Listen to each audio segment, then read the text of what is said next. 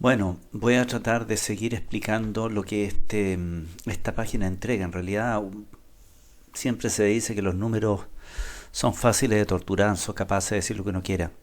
Pero a primera vista, si nos fijamos otra vez en la página central, algo que yo ya había comentado, era que África está medio exento del coronavirus, está muy poco afectado.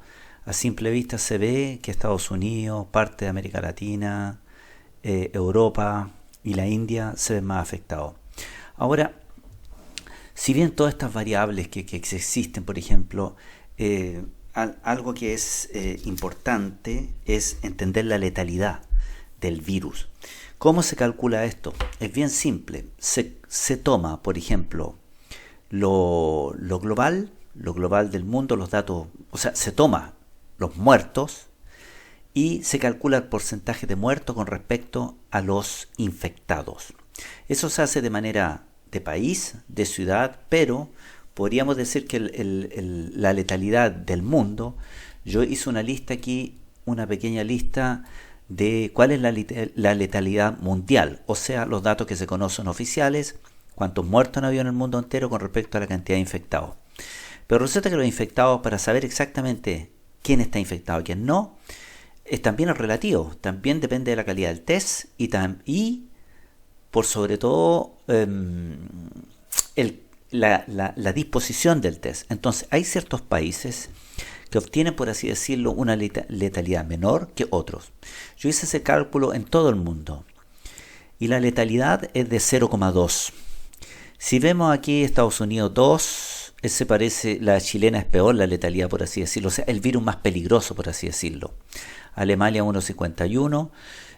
Alemania también obtiene dentro de Europa una letalidad muy baja porque hizo muchos test. Entonces, al hacer test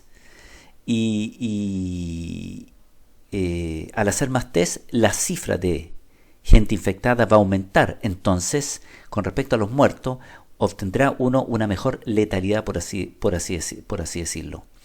Entonces, ¿cómo comparar Chile? ¿Cómo poderle poner nota a los países?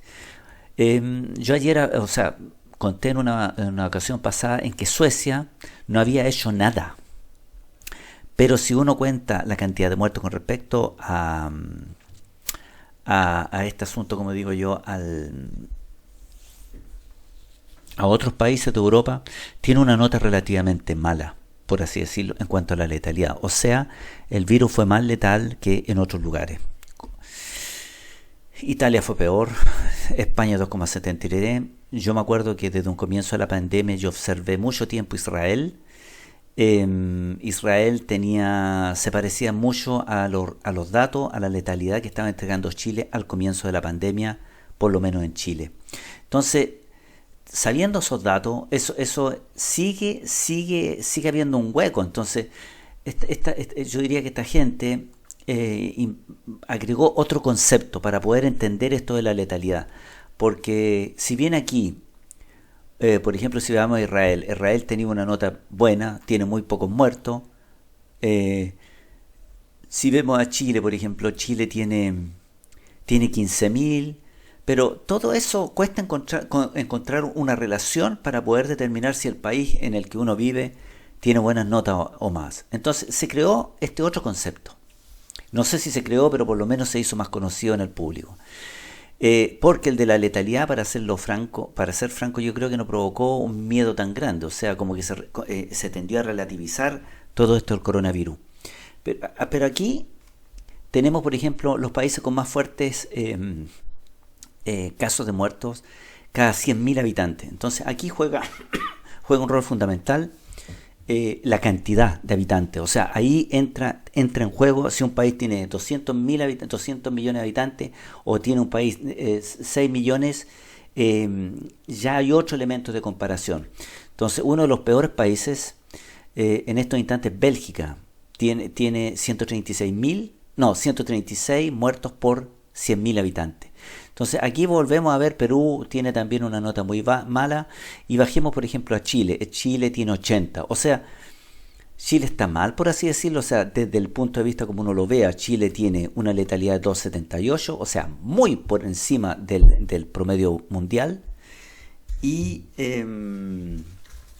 Y aquí esta lista vuelve a decir que no están tan bien. Em,